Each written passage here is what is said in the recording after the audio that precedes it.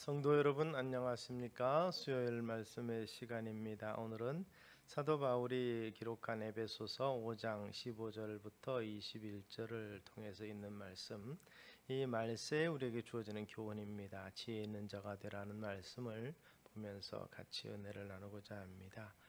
시편 32편 9절에 이런 말씀이 나옵니다. 너희는 무지한 말이나 노새같이 되지 말지어다. 그것들은 이 자갈과 굴레로 단속하지 아니하면 너희에게 가까이 오지 아니하리로다. 이 본능적으로 움직이는 동물들과 달리 그들은 스스로 판단해서 움직이지 아니합니다. 그러나 우리는 그렇게 창조하지 않으셨습니다. 하나님의 이 형상 따라 창조된 우리는 결국 이 육체 본능만을 따라가게 되면 문제가 있는 존재가 됩니다. 우리는 그런 존재가 아니라고 성경은 말씀하고 있습니다. 그래서 우리에게 어리석은 자로 살지 말고 지혜로운 자가 되라고 말씀합니다. 그러면서 어리석은 자의 전형, 어리석은 세상 살아가는 사람의 모습이 바로 술 취한 자와 같다, 이렇게 표현하고 있습니다. 여기서 술 취한 사람이라는 것은 단순히 술에만 취한 사람이 아니라 세상에 취한 사람의 대표자로 언급되고 있습니다. 그 이유는 이 술 취한 자는 어떻게 보면 감정의 지배를 받는 것입니다. 자기 자신을 통제하는 이성적 기능이 마비가 된, 그래서 이 이성의 영역을 넘어서 감정의 지배를 받게 될 때 어리석은 행동을 하게 된다는 것이죠. 또한 술 취한 사람은 이 감정의 지배와 함께 육체의 욕망의 충동적인 지배를 받는다고 말합니다.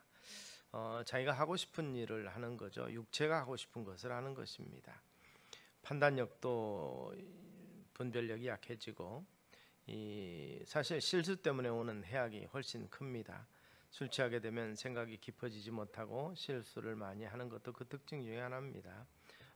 술만이 아니라 사실 우리가 어떤 우리의 욕망 또 생각 이런 것에 사로잡혀 있어서 바르게 판단하지 못하게 될 때 본능적인 욕구를 따라 행동하게 되면 그것이 곧 문제가 되기 때문에 그렇다는 것입니다. 이런 어리석음을 지적하면서 바울은 우리에게 지혜 있는 자가 되라고 권고합니다. 그러므로 어리석은 자가 되지 말고 주의 뜻이 무엇인지 이해하라.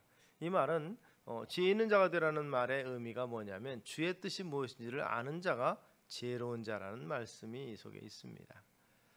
이 말이 주는 의미를 우리가 생각해 볼 필요가 있는데, 이것이 곧 지혜의 핵심입니다. 지혜에 대해서 성경이 여러 가지 관점에서 설명하는 것을 보지만 주인의 뜻이 무엇인지 이해하는 것이 지혜의 핵심이라는 것이죠.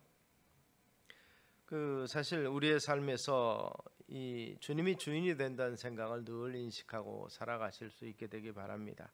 그렇지 아니할 때 우리는 우리가 주인된 우리의 육체의 소욕대로 살아가는 어리석음을 또 안타까움을 보이게 되는 것이죠. 그런 면에서 우리의 부족함, 우리의 온전하지 못한 판단을 가지고 결정을 내리고 결단을 한다면 우리는 실수할 수밖에 없고 실패할 수밖에 없다는 사실을 우리가 인식하실 수 있게 되기를 바랍니다. 우리가 주인의식을 가지지 못할 때 우리가 세상 학문이나 세상의 여러 가지 지식들은 내가 주인이 되어야 된다를 강조합니다. 내가 주도적으로 주권적으로 움직인다.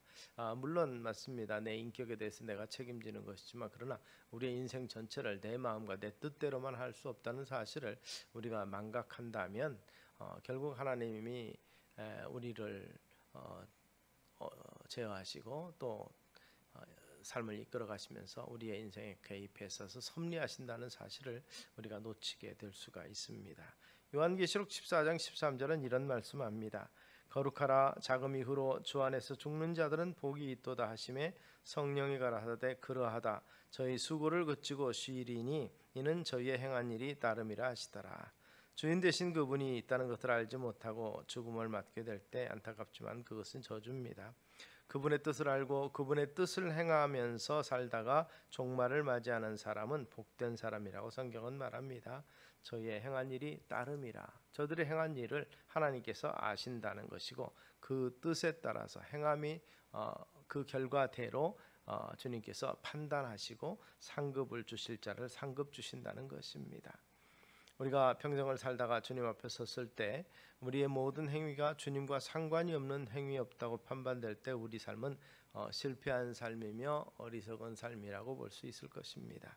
그렇다면 주인의 뜻이 어디에 있습니까? 그것이 또 무엇입니까? 구체적으로 에베소서는 주님의 뜻은 거룩이라 이렇게 말합니다. 우리로 사랑 안에서 그 앞에서 거룩하고 흠이 없게 하시려고 하나님이 택하셨다고 말하고 있습니다. 2장에서는 거룩한 집이 되어가게 하시고 우리를 하나님의 자녀로 그렇게 하기 위해서 부르셨다고 말합니다. 또한 5장은 남편과 아내에 대해서 말하면서 이는 곧 물로 씻어서 말씀으로 깨끗하게 하사 거룩하게 하셨다고 말씀합니다. 결국 자기 앞에 영광스러운 교회로 세우사 티나 주름 잡힌 것이나 이런 것들이 없이 거룩하고 흠이 없게 하려 하심이라고 27절은 말합니다. 이 땅에 존재하게 하시고 살아가게 하시는 궁극적인 목적이 바로 거룩함을 위해서라고 말씀하고 있는 것입니다.